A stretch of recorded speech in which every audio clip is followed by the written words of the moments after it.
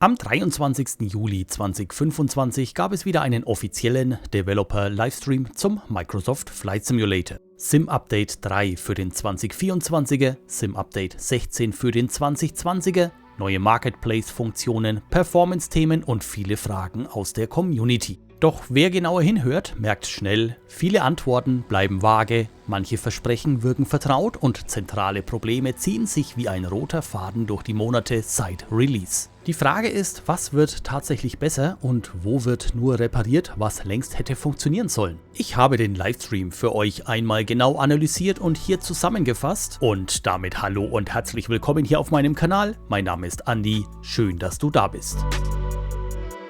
Die Teilnehmer des Entwickler-Livestreams waren wie gewohnt einmal Jörg Neumann, Head of Microsoft Flight Simulator, Sepp und Martial von Asobo. Zum Ende der Veranstaltung kam dann noch ein Special Guest hinzu, dazu später mehr, und Community Managerin Jane führte wie gewohnt durch die Themen. Zum Start gab es einen kurzen Rückblick.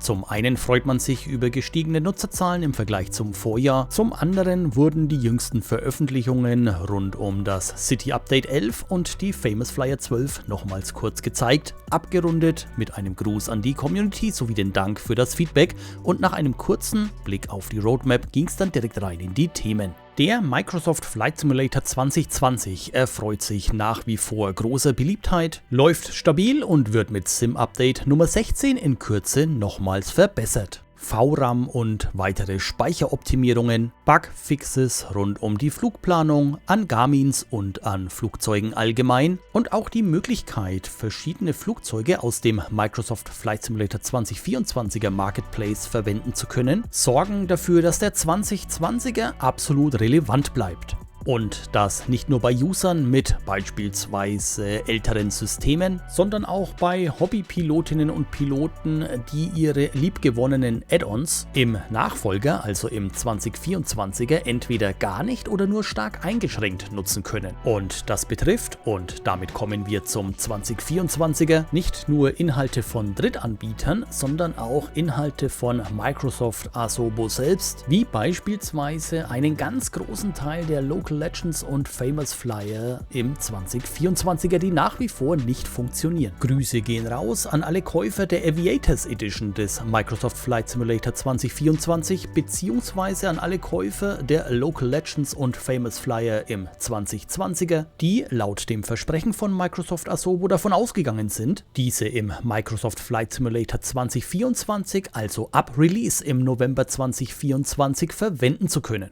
Kommen wir zum Kern des Livestreams, Sim-Update 3 für den Microsoft Flight Simulator 2024. Hier wird beispielsweise eine VRAM-Optimierung vorgenommen. Ziel ist es, speichereffizienter zu nutzen, was wichtig für komplexe Flughäfen und beispielsweise auch Add-ons ist. Eine neue LOD-Kurve soll für flüssigere Übergänge bei Objektdarstellungen sorgen. LOD ist der Level of Detail, also der Detaillierungsgrad, mit dem Objekte in Szenerien dargestellt werden. Außerdem finden erste Anpassungen des User Interfaces statt. Aktuell noch minimal, aber ein größerer Umbau ist in Arbeit. Ebenfalls gearbeitet wird an kleineren Bugfixes zu Flughäfen, Szenerien und Standardflugzeugen. Alles sinnvolle Schritte, auch wenn sich viele gewünscht hätten, dass manche Punkte schon zu Release erledigt gewesen wären. Auch zu diesem Dev-Livestream konnte man im Vorfeld wieder bis zu 3 Fragen einreichen. Eine meiner Fragen war bzw. ist, weshalb mit einem Sim-Update eingebaute neue Bugs nicht zeitnah mit einem kleinen Patch wieder entfernt werden, sondern erst wieder mit dem darauffolgenden Sim-Update und Wochen bis Monate dazwischen liegen. Als konkretes Beispiel nannte ich die nervigen Ladezeiten in den Steuerungsoptionen, die seit Sim-Update Nummer 2 vorhanden sind. Eine Beantwortung erfolgte leider nicht. Ein großes Thema war wieder die Performance, insbesondere auf Xbox. Das Stottern bei Landungen und auch schon im Approach sei bekannt und man arbeite aktiv daran. Auch das Thema Artefakte auf AMD-Grafikkarten sowie Abstürze im Zusammenhang mit SimConnect stehen auf der Liste. Das klingt zwar erstmal gut, aber es fehlen konkrete Zeitpläne. Viele dieser Probleme begleiten uns seit Release. Dass sie angesprochen werden, ist natürlich positiv, aber die Geduld der Community ist verständlicherweise begrenzt.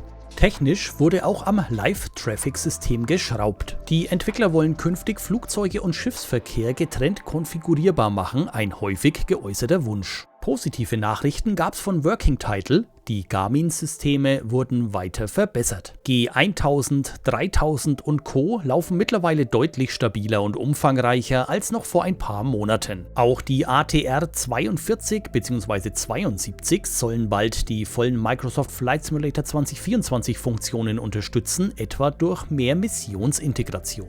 Auch die Pilatus PC12 und PC24 bekommen Fehlerbehebungen. Der Karrieremodus war beim Release ein stark beworbenes Feature, im Stream wurde er eher nebenbei behandelt. Es fehlen aktuell noch Missionen für große Maschinen, die Zertifizierungslogik ist noch nicht ganz rund und auch der Fortschritt wirkt stellenweise unübersichtlich. Die Aussage, man arbeite an einer langfristigen Vision, aber ohne konkrete Vorschau.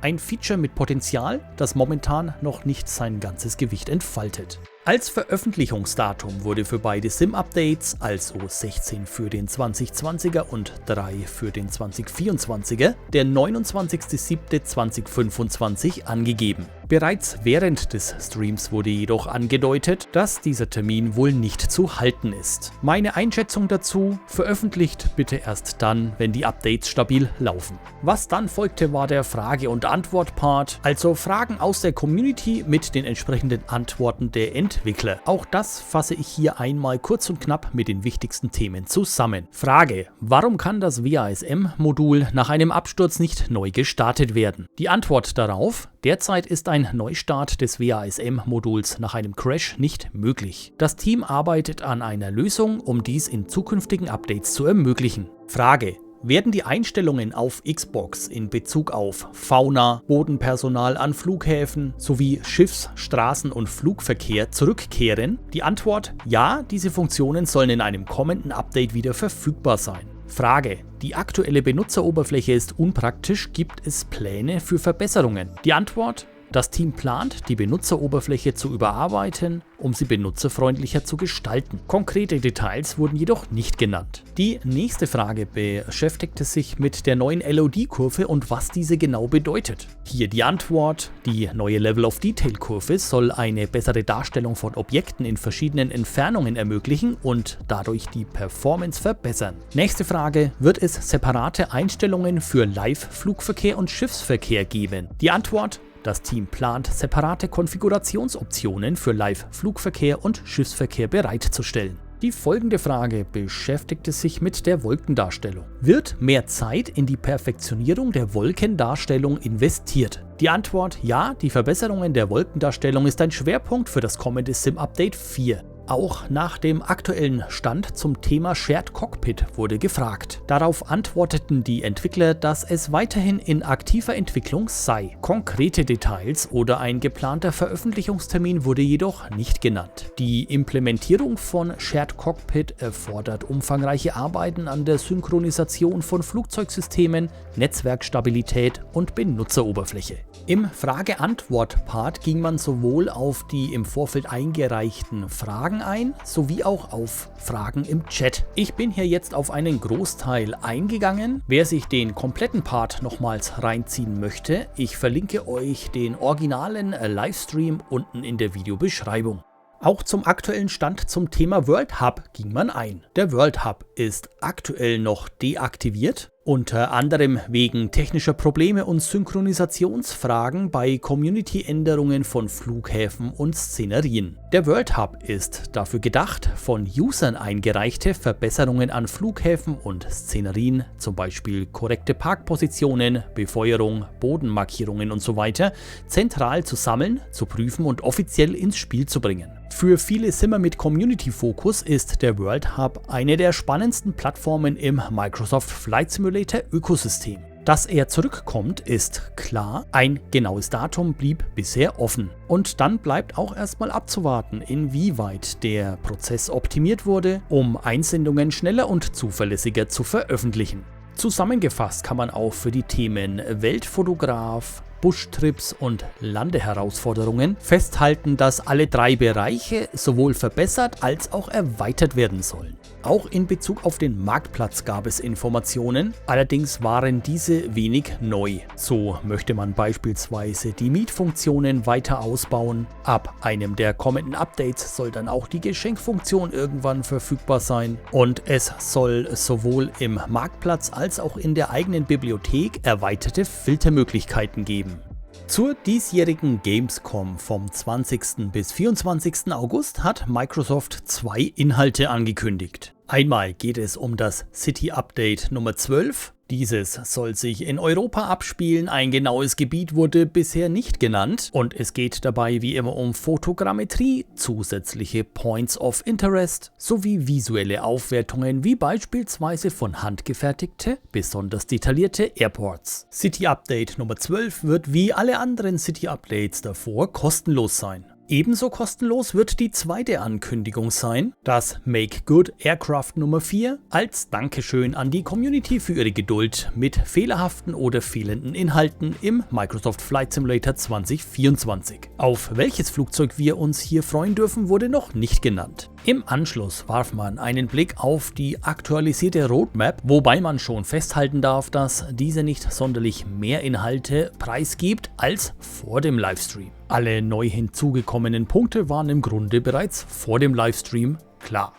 Zum Schluss war dann noch Marwan von FlightFX zu Gast. FlightFX entwickelte beispielsweise hervorragende Zusatzinhalte wie den Vision Chat, den H-Chat oder die P180 und veröffentlichte nun in der gleichen Woche des Entwickler-Livestreams die C750. Und genau diese wurde hier nochmals ausführlich besprochen. Abschließend nun noch eine persönliche Einschätzung zum Microsoft Flight Simulator 2024 von meiner Seite. 8 Monate nach Release wirkt dieser wie ein Simulator im Spagat. Zwischen technischer Ambition und unerfülltem Versprechen, zwischen visuellem Wow-Effekt und funktionalen Kopfschmerzen. Sim Update 3 wird dabei kleine Kurskorrekturen bringen. Nach wie vor fliegen wir durch Altlastenturbulenzen, die eigentlich vor dem Take-Off hätten ausgebügelt sein sollen.